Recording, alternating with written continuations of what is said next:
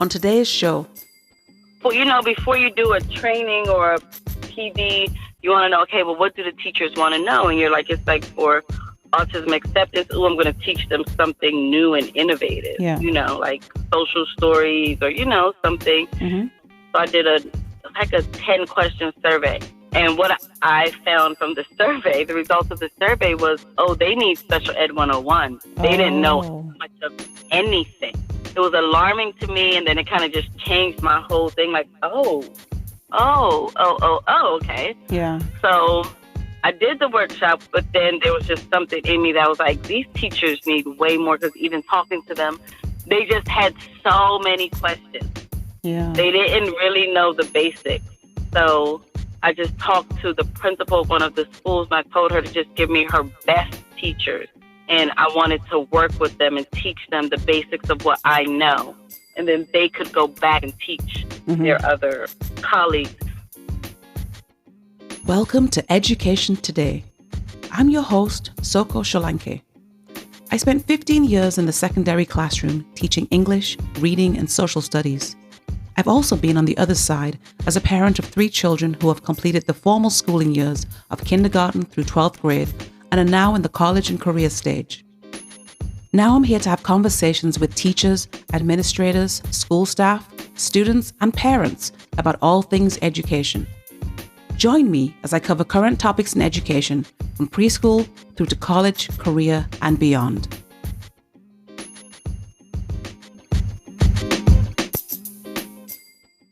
So I'm back here again with Nemahun Aminata. She's been teaching special ed in Maryland for the last 20 years. And I wanted to talk to her about a project she's been working on for the past few years.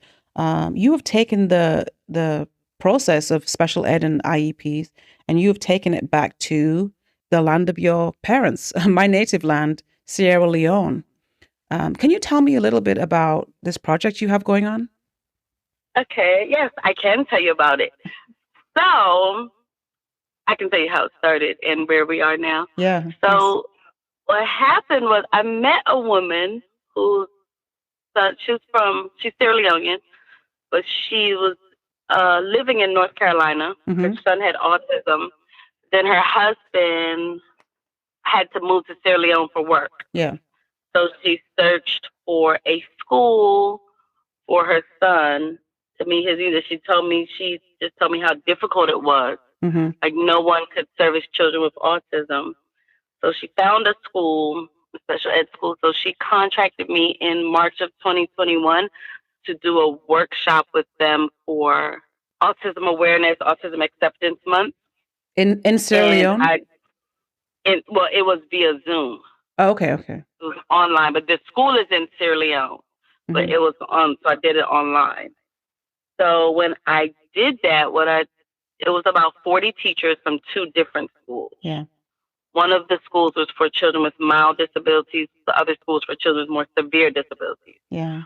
So before you do a training or a PD, you want to know, okay, well, what do the teachers want to know? And you're like, it's like for autism acceptance, I'm going to teach them something new and innovative. Yeah. Like social stories or, something they may not know. So I did a survey, like a 10-question survey. And what I found from the survey, the results of the survey was, they need Special Ed 101. They didn't know much of anything. Oh, wow. Nothing. Yeah. So that it was alarming to me, and then it kind of just changed my whole thing. Like, okay. Yeah. So I did the workshop. We did just a little bit. I had a speech language therapist, did like basics. I did behavior management, and I did do social stories. Yeah. But then there was just something in me that was like, these teachers need way more, because even talking to them, they just had so many questions. Yeah. They didn't really know the basics. So I just talked to the principal of one of the schools, and I told her to just give me her best teachers. And I wanted to work with them and teach them the basics of what I know. And I told her, only send me her best. And then I told her I would work with them, and then they could go back. I would teach them so well that they could go back and teach their other colleagues. So that's how we got started. Yeah. So it was supposed to be like a 1-year program, but because of their lack of basic knowledge, I just made it into a 3-year program. So now we're on year 2, and they're just learning special ed 101, and it's very, very interesting. Yeah.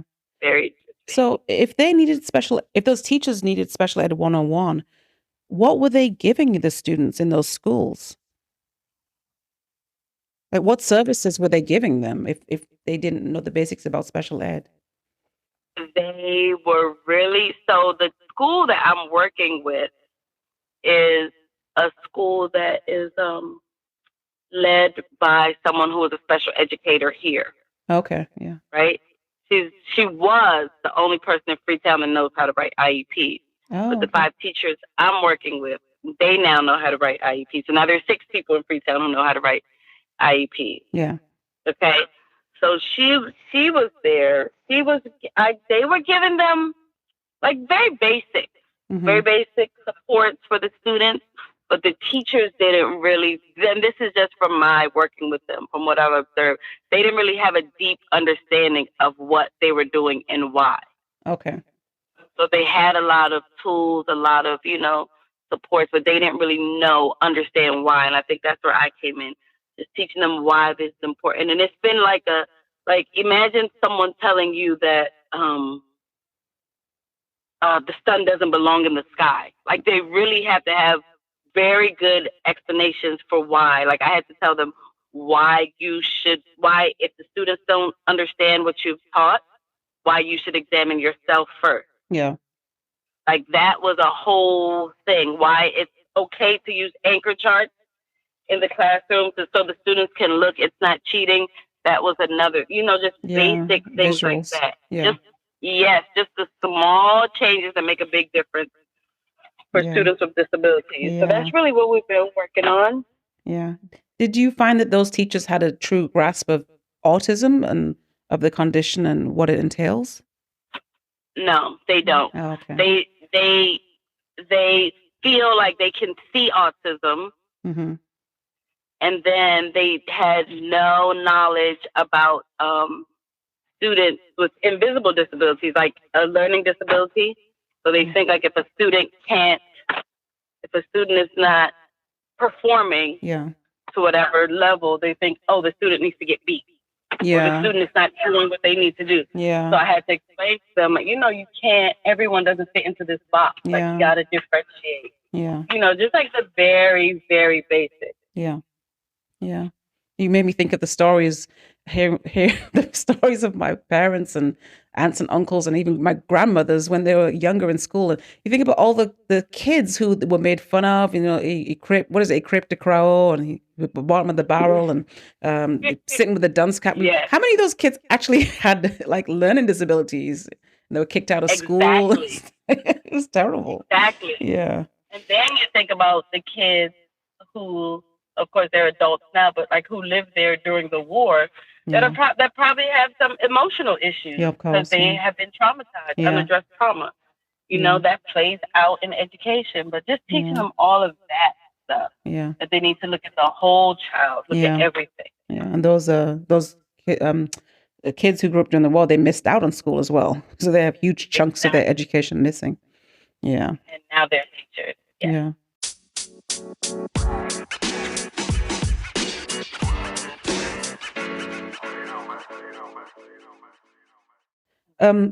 The IEPs that you're teaching the teachers in Sierra Leone to write, how effective are these IEPs without legislation to back them up or to enforce them even? So we haven't gotten to that part yet. Yeah. Right? I just introduced them to what an IEP is. We focus a lot on different strategies that they can use in the classroom. Yeah. A lot of the time is spent on that. And now that's what we spent the first year. So right now we're on the second year and we're working on assessment. So I created an assessment just from a bunch of assessments that I've used over the years, just created my own as basic and culturally appropriate, just so that they can know, because you have to know where a student is to know where you want them to go. Yeah. right? So I'm just really, really breaking it down. Like, you want to know where the student is, where you want them to go, and then how you're going to get them there. And that's where the support comes in. Yeah. What you just said about culturally appropriate, that's so important, because you can't just bust into West Africa with American textbooks, American assessments. It doesn't necessarily translate the same, Yeah. You have to get so much background knowledge. Yes, exactly. Where can people get more information about this endeavor that you're doing, if they would want to support you? The website is help-global.online. So it's help-global.online, and it has information there. Yeah, help-global.online. And there's information about how people can support. So people can support you, like, financially, if they wanted to? Yes. Okay. Yep. Right on there. It gives all the information. It's a breakdown on, because the teachers, because I did it's a 3-year pilot program. I've talked to the government about it, but the government of Sierra-Leone, right? The government of Sierra-Leone, yes. But we haven't quite really got to an agreement on how we would, give it to all the other thousands of kids, thousands of teachers.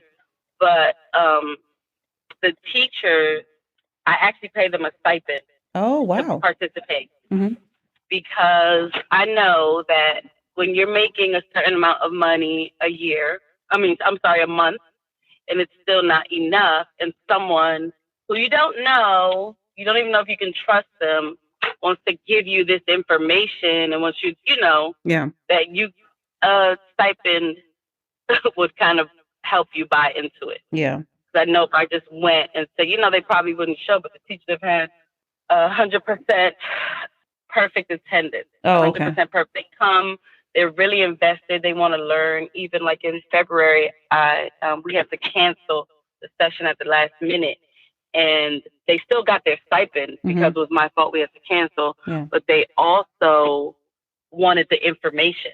Oh, wow. So they're really invested. Like, they are enjoying the information and using it. And I think now we're starting to change their mind about, okay, you don't have to beat the kids, and maybe it is something that I need to change. Yeah, that's amazing. Yeah. So you mentioned stipend. Is that stipend coming from the monies that people are donating for support? Yeah. Okay. Yes. So each month it's probably like $125 a month for the training, and that pays for $25 for the internet cafe. That's to make sure that the light is on the whole time and that they have internet access. Then they get paid $10 each. Yeah, about $10 each, and then which doesn't sound like much, but it's a lot in Sierra Leone, right? It's a lot there because their average monthly salary is $60 a month. Oh, wow. About $65 a month. So if you can be learning something for 3 hours and get paid $10, and they get a hot breakfast. Oh, wow. Good for you. They get breakfast, they get a stipend, they get the information, and we go from 9 to 12. Yeah. The third Saturday of every month. Food is always an incentive for me when it comes to teacher trainings. Me too. That's why I said, okay, we're going to have food and money. Yeah. I'm going to buy them in that way. Yeah. Yes. Well, what you're doing in Sierra Leone is amazing, and what you're doing in the schools in Maryland is also pretty awesome. So I just thank you for your service to the students.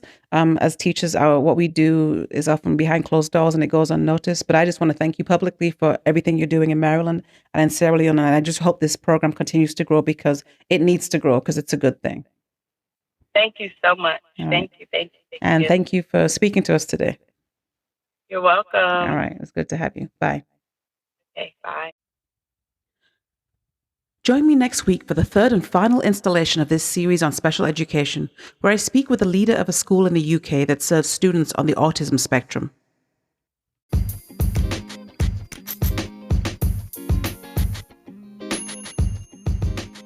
Well, thank you for listening to this episode of Education Today. We'll be back next time with more current topics on all things education. In the meantime, you can email any questions or comments you have about the show to edtodaypodcast@gmail.com. If you enjoy the show, Please hit the subscribe button on whichever platform you are listening so we can continue to expand our reach.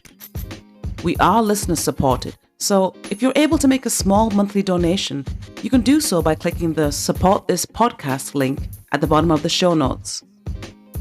Check out my blog for more about my experiences as a classroom teacher at medium.com/@SOCO. That's medium.com/@SOHKOR. You can also find me on Instagram at SOCO_rights. That's SOHKOR_rights. See you next time, and thank you again for listening.